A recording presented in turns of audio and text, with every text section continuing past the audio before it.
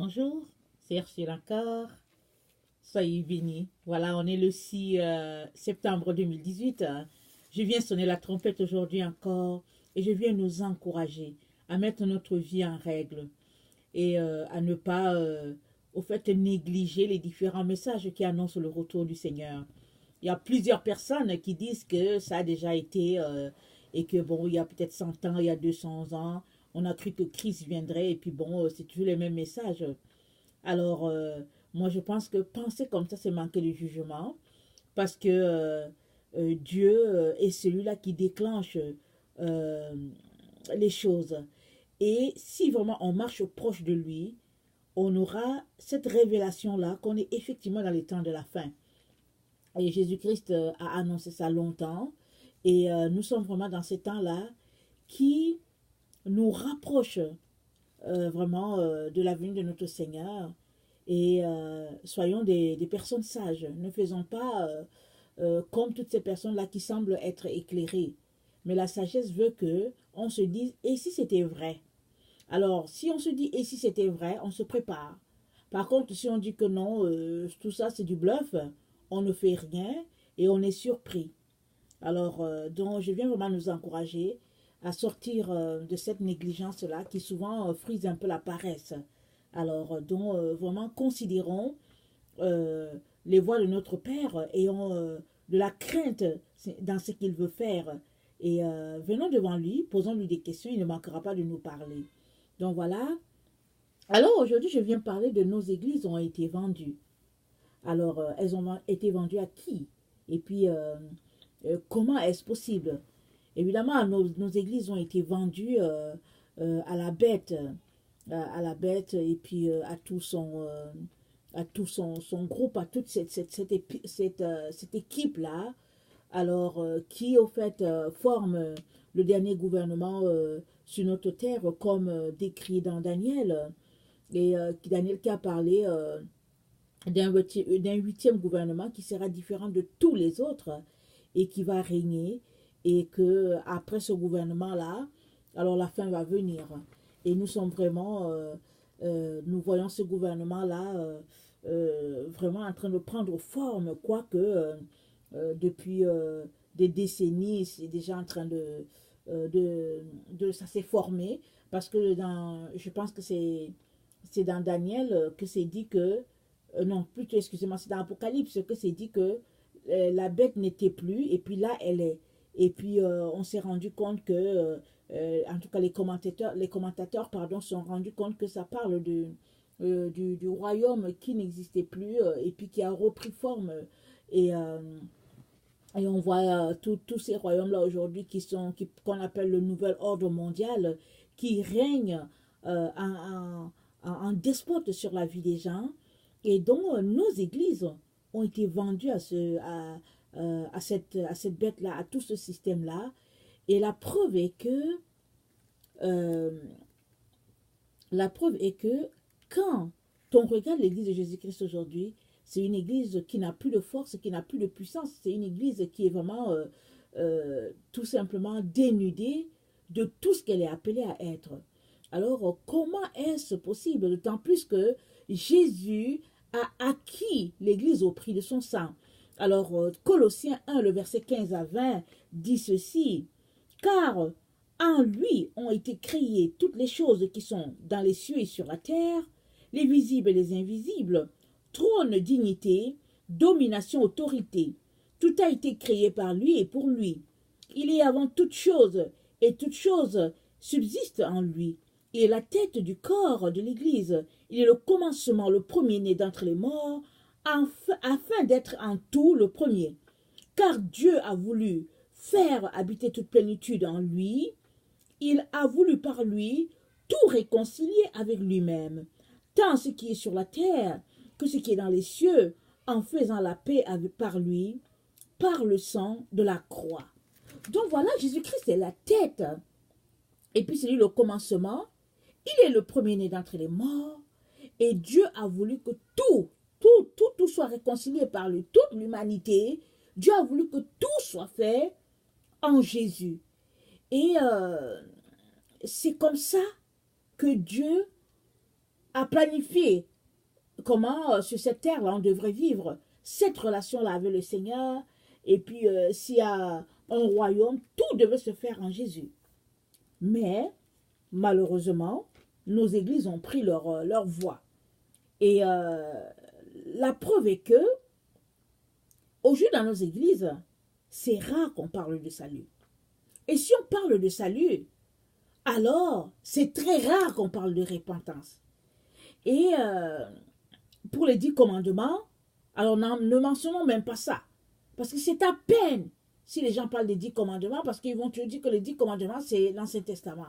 Et si il y en a qui mentionnent que l'Ancien Testament fait partie de notre vie intégrante en tant qu'enfant de Dieu, ils n'en parlent pas. Ils te disent seulement que l'Ancien Testament, c'est la parole de Dieu, mais les gens parlent rarement des 10 commandements. Alors, la marche de l'amour, alors les sangs sont tombés. On ne sait plus c'est quoi, chacun vit pour soi. Alors, donc c'est ça. Et encore, c'est rare de parler du retour du Seigneur. Et dans nos églises, en tout cas, s'il y a une chose que l'église n'a pas rejetée, c'est bien le monde. Quand on cherche le monde, on le trouve dans l'église. Alors voilà comment l'église de Jésus-Christ est dépeinte aujourd'hui.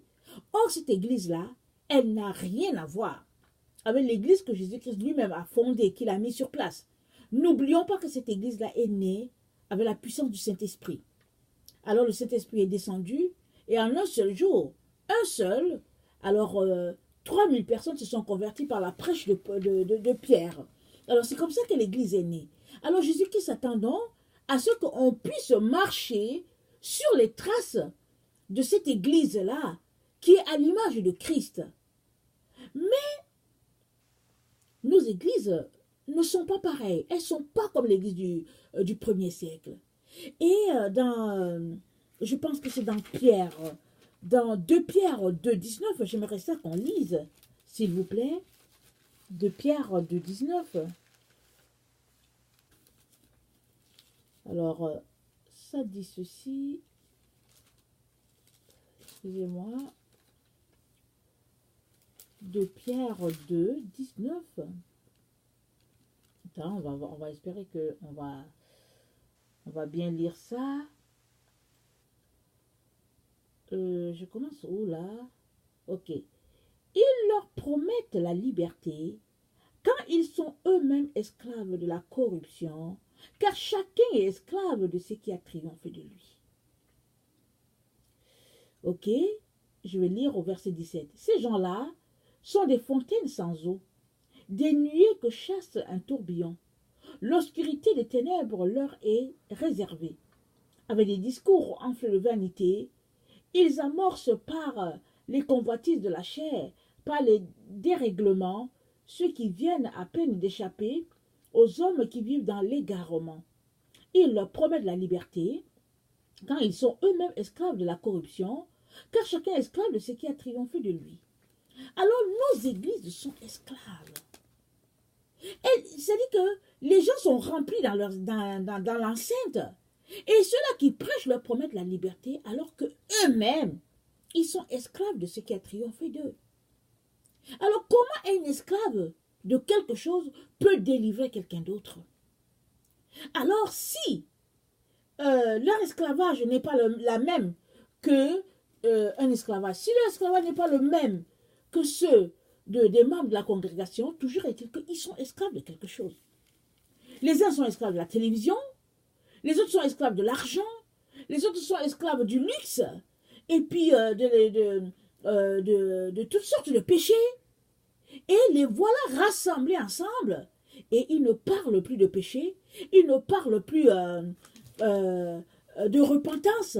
Et voilà un peu comment est dépendante l'église de Christ aujourd'hui. Et ils veulent délivrer les autres. Comment est-ce possible? C'est pas possible, n'est-ce pas? C'est pourquoi nos églises sont vendues.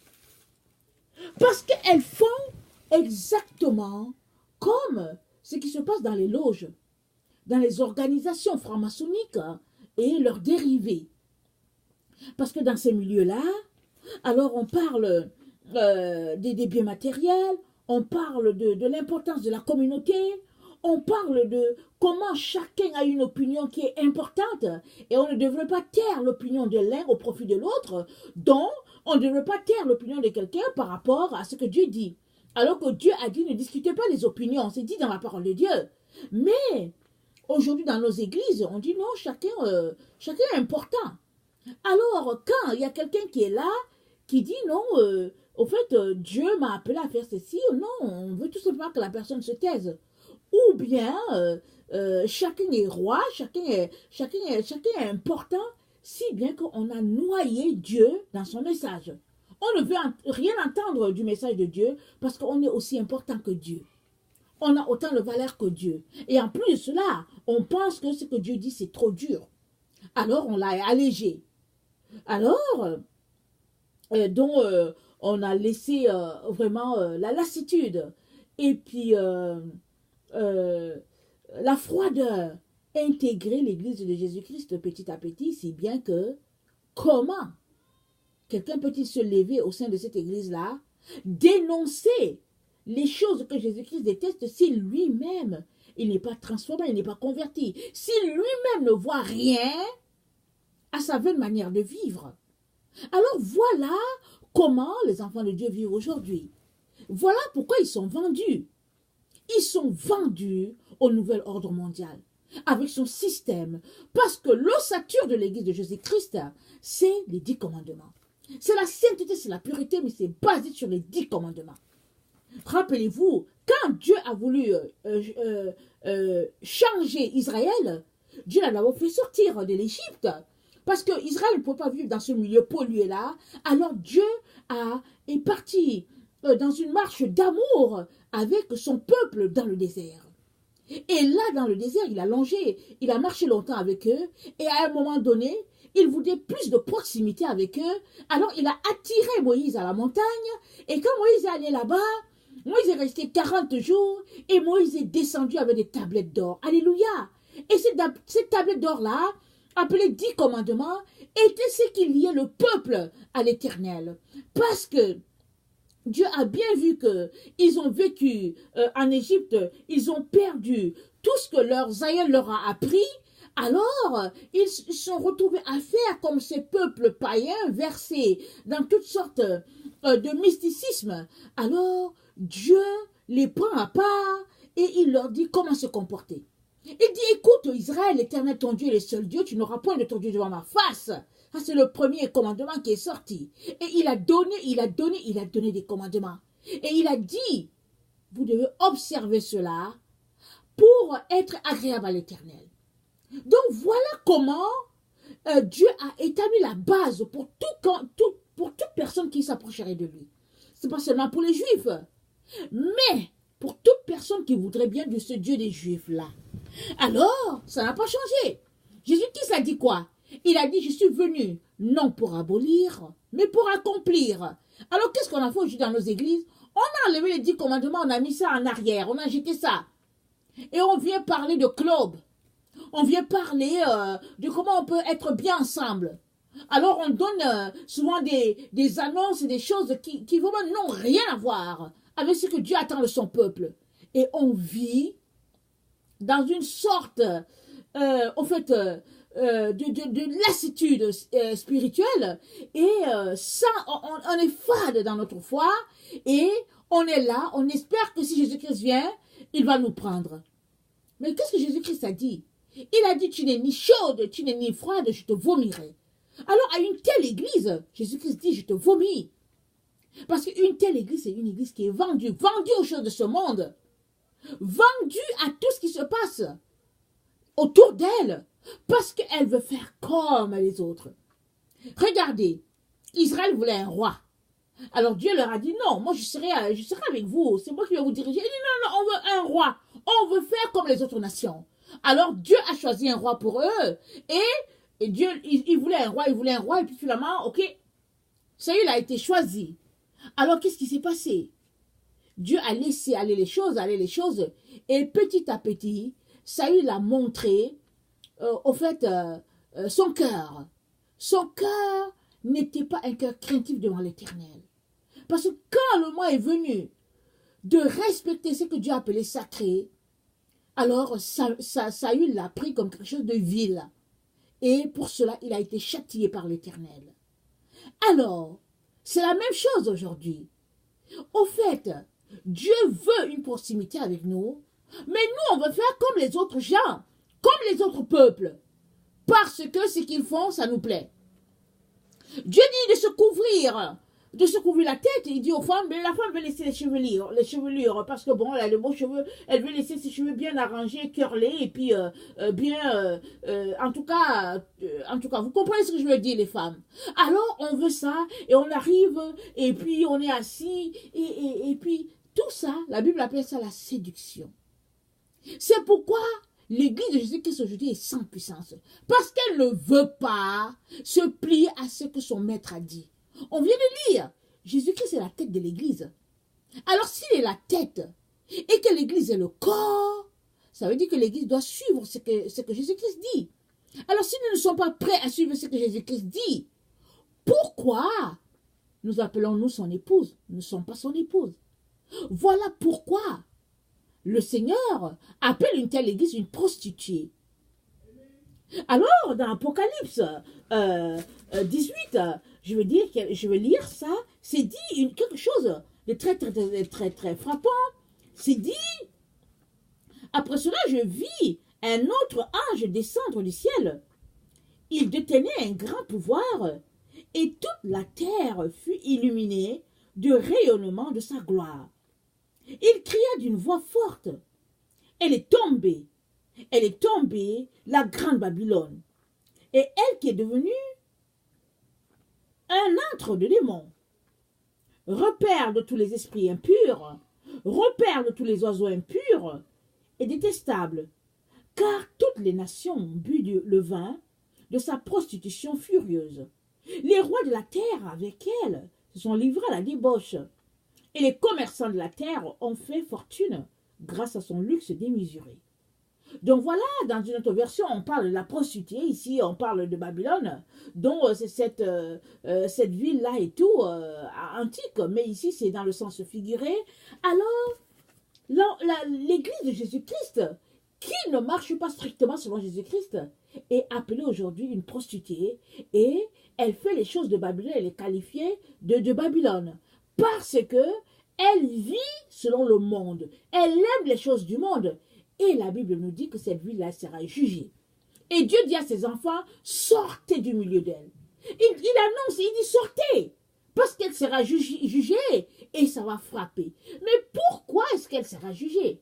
Parce qu'elle s'est livrée à la prostitution avec les rois de la terre. Mais qu'est-ce que les rois de la terre font par excellence? Oui, ils font le commerce, ils échangent des choses, on achète ceci, on vend cela, mais tous les rois de la terre sont versés dans le mysticisme. Ils pratiquent de la sorcellerie et puis toutes sortes des choses abominables. C'est pourquoi le verset, le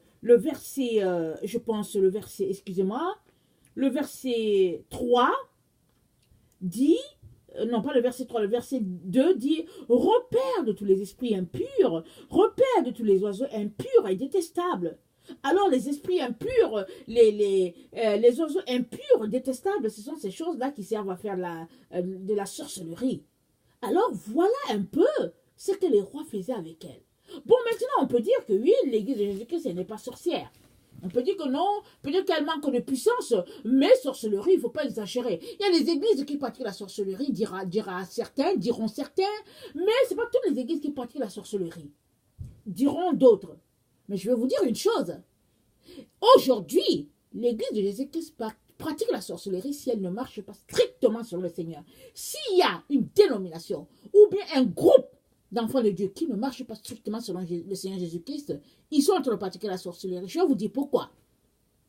Parce que aujourd'hui, dans toutes les églises de la terre, ce qui se passe, c'est qu'on essaye de mettre en commun la communauté. On essaye de faire du bien à la communauté pour que les gens ne s'énervent pas. On essaie de ne pas frustrer tout le monde, que chacun ait de son compte, dont on essaie de donner, comment on appelle ça, un poste à telle personne, un autre à telle autre, quelqu'un qui va rassembler les gens. On essaie de faire tout pour les garder ensemble. On fait des jeux, on fait, on se retrouve, on fait les agapés, on mange ensemble, on s'assoit, on rit, on joue, on fait ceci, sauf parler de la parole de Dieu, sauf parler des 10 commandements, sauf dire aux gens, répentez-vous, laissez vos anciennes voies, laissez vos mauvaises voies, tournez-vous vers le Seigneur. On n'est pas prêt à cela.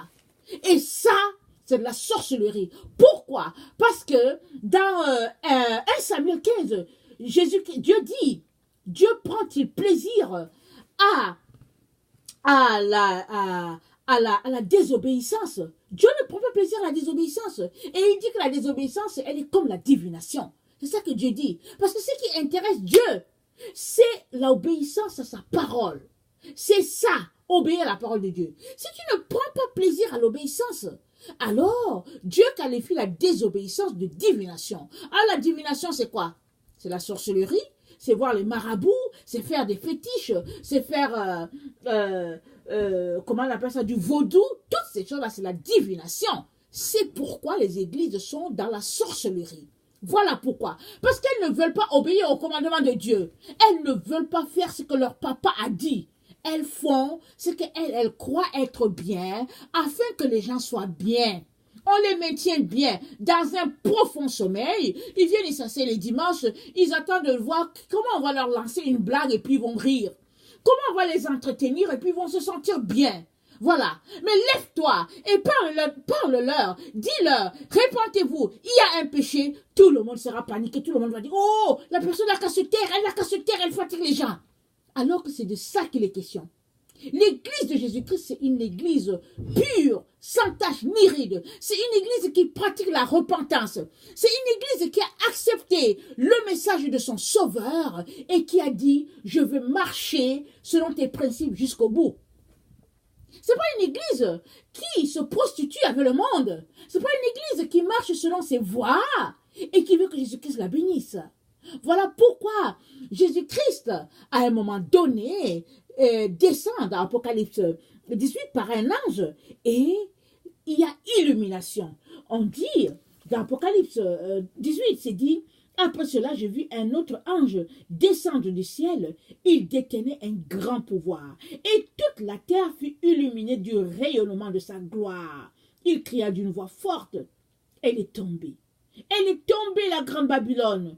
Et elle est devenue un antre de démons, repère de tous les esprits impurs. Voilà, l'ange vient pour illuminer la terre. Il vient illuminer pourquoi? Parce que la terre est dans toutes sortes de souillures, dans toutes sortes de commerces terribles avec la bête et tout son système.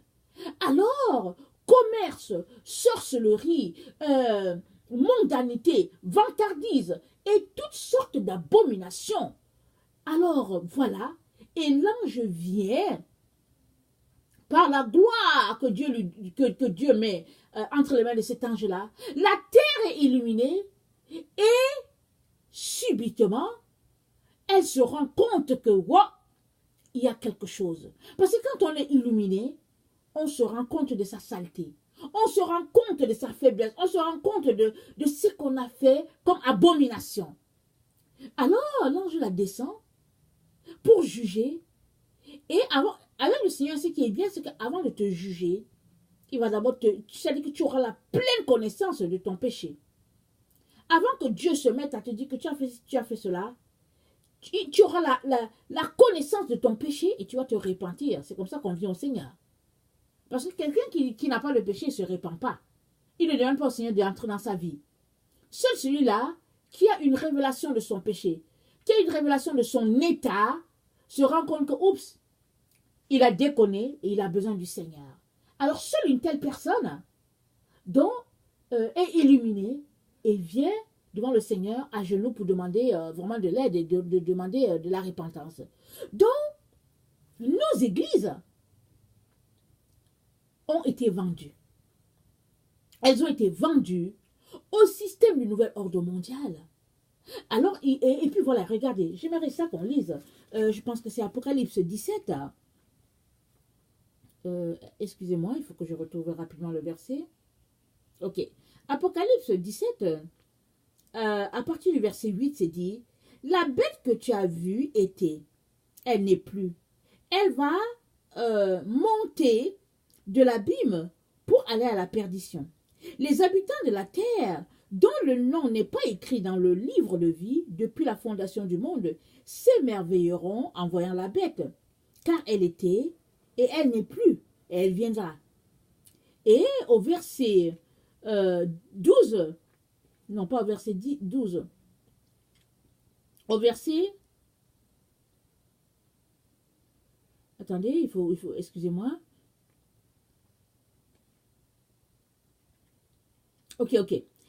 Ok, je lis au verset 15. L'ange me dit ensuite, les eaux que tu as vues là, où est assise la prostituée, représentent les peuples des foules, des nations et des langues. Mais les 10 cornes que tu as vues, ainsi que la bête, prendront la prostituée en haine. Elles la dépouilleront de tout ce qu'elle a et la laisseront nue. Elles dévoreront ses chairs et la consumeront par le feu. Car Dieu leur a inspiré la résolution d'exécuter son propre plan en faisant cause commune et en mettant leur pouvoir royal au service de la bête. Donc voilà, leur service sera leur pouvoir sera au service de la bête. Et Dieu va permettre que la bête, là, elle va prendre la prostituée en haine. La prostituée, c'est qui? C'est cette personne-là, ou bien cette église-là, comme on parle d'église, qui a accepté de commettre toutes sortes d'abominations avec le monde, avec le nouvel ordre mondial, avec toutes ces choses-là, au lieu de se concentrer sur ce que Jésus-Christ lui a dit. Alors, elle s'est alliée à tout ce qui se passe. Pour le moment, vous savez quoi? Peut-être que ce n'est pas encore évident pour vous qui m'écoutez. Mais bientôt, très très bientôt, il y a un ordre qui sera émis sur toute la terre. Toutes les églises seront appelées à se plier à ça. Toutes les églises. Les seuls qui diront on ne se pliera pas, c'est les seuls qui, au fait, pour le moment, vivent strictement selon Jésus-Christ. Je ne sais pas s'il y en a. En tout cas, s'il y en a, elles sont rares. Sinon, c'est des individus pris par-ci et par-là qui cherchent leur Seigneur, qui réalisent qu'on est dans le temps de son retour et qui font tout pour vraiment lui plaire. Mais sinon, dans l'église de Jésus-Christ aujourd'hui, on fait uniquement selon le monde, on bouche les oreilles, on ne marche pas dans l'amour du tout, et voilà comment on vit dans l'église de Jésus-Christ. Et on vient de le lire, on dit, la bête, elle va prendre la bête, tout le système là, la bête va prendre la prostituée en haine, elles la dépouilleront de tout ce qu'elle a et la laisseront nue. Voilà. Voilà parce que, et puis Dieu s'est dit que Dieu permet cela. Parce que puisque Dieu demande à sa fille de se sanctifier, d'écouter, de marcher selon ses lois et qu'elle ne veut pas, alors Dieu va permettre que toute sa nudité soit vue. Alors j'espère que toi qui es en train de m'écouter, j'espère que tu marches selon les principes de Jésus-Christ. Parce que c'est le jugement qui est prononcé ici par Dieu sera le jugement de toute personne qui aujourd'hui refuse de marcher selon Jésus-Christ. Moi, je viens t'encourager à faire le choix de suivre strictement Jésus-Christ. Non de suivre ce que tu vois faire dans ton église. Parce qu'aujourd'hui, les églises ne marchent plus selon ce que Jésus-Christ leur a dit. Elles marchent selon la volonté du monde. Alors, si tu veux plaire à Jésus-Christ, si tu veux faire partie de son épouse, tu n'as pas le choix que de tourner le dos aux valeurs des différentes églises et de vivre ta chrétienté selon ce que Jésus-Christ a dit dans sa Bible. Parce qu'au fait, oui, le livre de Psaume, le 133, dit que qu'il est agréable et doux pour les faire les demeurer ensemble. Car c'est comme l'huile qui coule de la barbe de Aaron. Et puis, ça conclut, c'est dit que c'est là que l'Éternel répand la bénédiction en abondance. Alors, ici, ce passage, il fait allusion à ce groupe-là. Aaron, nous savons que c'était le grand sacrificateur. Alors, les Juifs, vraiment dans le temps, du moment que Dieu les a fait sortir d'Égypte et ils partaient vers la terre promise, Dieu leur a donné les consignes de sanctification. Alors, ce passage-là parle de groupe, d'un groupe qui est en train de vivre dans la sanctification. Ils sont ensemble, ils se tiennent ensemble. Et le passage nous dit que, oh, qu'il est agréable pour les frères de demeurer ensemble. Parce que c'est comme l'huile qui coule de la barbe de Aaron. C'est comme la rosée de l'Hermon. C'est-à-dire que c'est là que la présence de Dieu est. C'est ça que le passage nous dit. Mais, si dans l'église on marche dans le péché, pourquoi est-ce que ce sera doux de demeurer ensemble? Ce n'est pas possible. On n'est pas ensemble déjà. Le fait que l'un marche dans le péché et que l'autre fait un autre péché et que l'autre est sur son cellulaire et tout, comment est-ce que la bénédiction va venir ensemble? Ce n'est que du leurre. Ce n'est que de la tromperie. Alors il est important qu'on arrête de se méprendre sur ce que Dieu est en réalité. Dieu est saint. Et il faut que ceux qui l'adorent en esprit et en vérité, a dit Jésus-Christ à la femme samaritaine. Il a dit Dieu est esprit. Il faut que ceux qui l'adorent en esprit et en vérité. Et que l'heure vient, elle est déjà là, où les vrais adorateurs adoreront le Père en esprit et en vérité. Est-ce que tu es cet adorateur-là? Si tu n'es pas cet adorateur-là, si en ce moment tu ne l'adores pas en esprit et en vérité, sache que tu fais partie d'une église qui est vendue. L'église de Jésus-Christ est vendue. Elle est vendue à la bête, au système mondial, au nouvel ordre mondial. L'église de Jésus-Christ est vendue. Pour le moment, on ne le voit pas. On a l'impression que tout semble OK. Mais ça a déjà été fait depuis longtemps. À partir du moment qu'une église ne marche pas selon les principes de Jésus-Christ, à partir du moment où son ossature, ce n'est plus les 10 commandements, alors je viens vous dire que, au fait, il n'y a plus vraiment Jésus-Christ comme la tête. Parce que pour que Jésus-Christ soit la tête de l'église, il faut que cette église-là marche strictement selon ses principes. Et une telle église, elle sera détestée sur la terre. Personne ne l'aimera parce qu'elle marche selon son roi et son sauveur. Alors, on est vraiment mal pris, n'est-ce pas? On est mal pris en tant qu'enfant de Dieu. Si telle est la condition de l'église, vous pouvez dire que mais qu'est-ce que je dois faire? Est-ce que je dois continuer d'y aller? Ou bien qu'est-ce que je dois faire? Mais une chose est sûre, si tu es quelqu'un qui cherche vraiment le Seigneur va te parler. Il va diriger tes pas, il va te conduire à l'endroit où tu dois être. Et tu sauras qu'est-ce que le Seigneur attend de toi. Tu sauras précisément ce qu'il attend de toi. Mais ne pense pas que c'est l'église qui va te sauver. Parce que, anyway, l'église ne sauve pas. La personne qui sauve, c'est Jésus-Christ. Et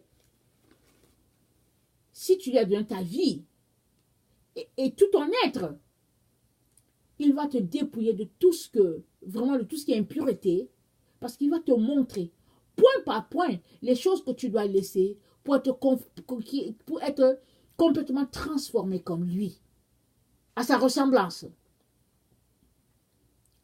Sinon, si tu ne fais pas ça, tu risques vraiment de te retrouver à ta propre illusion. Un jour, quand tu seras laissé à ce monde, parce que Jésus-Christ, il arrive et il ne prendra pas une église de prostituées. Il ne prendra pas une femme prostituée, parce que Jésus-Christ, il ne cherche pas une prostituée. Il veut une femme sur qui il peut compter. Quelqu'un sur qui il peut se reposer. En qui il peut avoir confiance. Parce que de toutes les manières, l'épouse, elle est la seconde de son mari. Elle prend les intérêts de son mari à cœur. Elle fait ce qu'il aimerait qu'elle fasse. Et Jésus-Christ n'est pas ici. Mais il sait qu'il a laissé une épouse sur la terre. Et celle-là, elle s'occupe de ses affaires. Et il a confiance en elle. Le cœur de son mari est content, dit le Proverbe 31. Et le cœur de son mari vraiment repose sur elle. Et c'est dit que cette épouse, elle se lève quand tout est encore noir. Elle donne de la nourriture à ses servantes.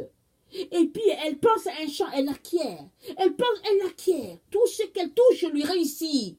Pourquoi? Parce qu'elle passe le temps dans la présence de Dieu. Parce qu'il s'est dit que sa lampe ne s'éteint pas. Est-ce que ta lampe est allumée? Est-ce que ta lampe brille, mon frère, ma soeur? Est-ce que ta lampe brille? Il est temps que tu fasses briller ta lampe. Parce que ta lampe, c'est l'esprit de Dieu. Ta lampe, c'est ton esprit. Chaque personne a un esprit. C'est dit dans la parole de Dieu que l'esprit de l'homme est la lampe de l'Éternel. Donc, l'esprit que Dieu t'a donné, c'est la lampe de l'Éternel. Alors, elle brille quand tu la remplis du Saint-Esprit qui appartient à Dieu. Est-ce que tu remplis ta lampe? Il est temps, mon frère et ma soeur, il est temps plus que jamais pour que tu remplisses ta lampe. Parce que tu ne pourras pas tenir. Tu risques de te retrouver à faire de la prostitution alors que ce n'est pas ça que tu veux. La seule manière de ne pas te retrouver, être qualifié un jour de prostituée par Jésus-Christ, c'est que tu puisses remplir ta lampe à chaque jour de l'huile. Que tu puisses la remplir de l'huile, qui est le Saint-Esprit. Et l'huile est disponible à tout moment. Elle coule du trône de Dieu. C'est à toi de désirer cette huile-là ou pas. Et c'est dans la présence de Dieu que cette huile-là se trouve. Alors je viens vraiment nous encourager à réaliser que nos églises ont été vendues. Mais qu'en tant qu'individu, on peut refuser. On peut refuser de faire partie de ce commerce-là. Et dire au Seigneur, je dis, Seigneur, sauve-moi. Je ne veux pas faire partie de ce commerce lucratif qui se passe entre tous les rois de la terre. Magie, sorcellerie, argent, et puis impudicité, fornication, adultère, tout ça, Seigneur, je ne veux pas faire partie. Jésus-Christ va venir à ton secours. Mais si tu restes là assis, en comptant sur ton église, en comptant sur ta dénomination, sur ton pasteur, tes anciens, et puis les évangélistes, tu seras mal pris. Parce qu'eux-mêmes, ils ont besoin de se sauver. Eux-mêmes ont besoin de changer de vie. Eux-mêmes ont besoin de s'arrêter et de réaliser que, au fait, ils sont passés à côté. Et ils ont besoin de se repentir. Et ça, le Seigneur lance un cri d'alarme pour tout le monde sur toute la terre. Nous sommes dans ce temps-là. Mais ce qui est dommage, c'est que les enfants de Dieu ne veulent pas écouter ce message. Ça les dérange. Ça dérange leur emploi le temps. Moi, j'ai déjà entendu plusieurs personnes qui disent que oui, mais si j'entends ce message-là, c'est comme s'il faut que je change ma façon de faire. Donc, ça veut dire que les gens savent très bien, ils ne veulent pas changer. Moi, je viens t'encourager à changer.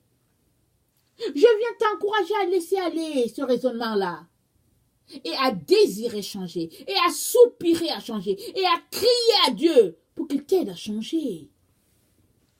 Parce que bientôt, seuls ceux-là qui ont changé, qui ont pris ce message-là à cœur, seuls ceux-là seront sauvés. Le convoi partira bientôt. Beaucoup de gens disent, oh, il n'y a pas d'enlèvement. Tita-ta-ta-ta-ta. Il y aura un enlèvement. Les 10 vierges nous le prouvent. L'époux est venu. Celles-là qui avaient la lampe prête sont entrées, 5. Les 5 autres étaient qualifiées de folles. Qu'est-ce qu'elles faisaient? On ne sait pas. Mais elles étaient vierges. Elles se sont sanctifiées. Mais elles ont oublié quelque chose de très important. L'huile. L'huile. Toi qui m'écoutes, l'huile. Cherche ton huile. Cherche ton huile. L'ennemi a trompé les églises de Dieu. Ils ont dit, oh, on n'a pas besoin du Saint-Esprit. Une fois qu'on devient chrétien, on a déjà le Saint-Esprit. Oui, c'est pas le Saint-Esprit qu'on devient tous chrétiens. Il y a une petite dose là qui est là dans le verre, et puis c'est ça qui bouillonne en nous, et on devient chrétien. Mais après, il faut augmenter, hein. Il faut que la lampe se remplisse. C'est quand elle est remplie en nous. Notre amour déborde pour Jésus, et alors un jour ça jaillit, et puis là, on est baptisé. Alléluia! Mais si tu n'es pas encore baptisé, ce n'est pas grave. Mais tu as besoin de chercher le Saint-Esprit à tous les jours et que ta coupe puisse déborder. Parce qu'on est dans le temps où ce n'est que ceux-là qui ont l'Esprit de Dieu qui vont tenir. Parce que Les douleurs de l'enfantement vont vraiment aller en s'intensifiant. Je ne sais pas si tu le sais. Si tu ne le sais pas, c'est que peut-être que tu es en train de dormir spirituellement et peut-être que tu es dans un profond sommeil. Parce que ceux-là qui sont dans un profond sommeil n'ont conscience de rien. Et quand ils t'écoutent, ils ont l'impression que c'est toi qui es perdu. Parce que eux, ils ne voient rien. Alors, pour que tu sois éveillé, cherche l'huile, s'il te plaît. L'huile va t'éveiller. Et l'huile va te montrer les choses telles qu'elles sont. Et tu verras la réalité de la falsification, du mensonge. Parce que la bête nous fait croire que tout est OK, tout est clean, tout est sous contrôle. Alors nos églises ont été vendues à cette bête-là. Donc voilà. Je peux m'arrêter aujourd'hui là. Et je vais continuer dans une autre vidéo. Alors, je prie que le Seigneur vous bénisse et puis qu'il fasse tomber qu'il vous aide à faire tomber les écailles de vos yeux. C'est à vous de faire tomber les écailles. Jésus a déjà payé le prix pour que tes écailles puissent tomber. Alors, prends tes mains, fais-les tomber s'il te plaît. Alors, le Seigneur t'aidera à voir. Voilà que sa présence demeure en nous abondamment, qu'il nous donne d'avancer, les yeux fixés sur lui. Alors, vraiment, je m'excuse.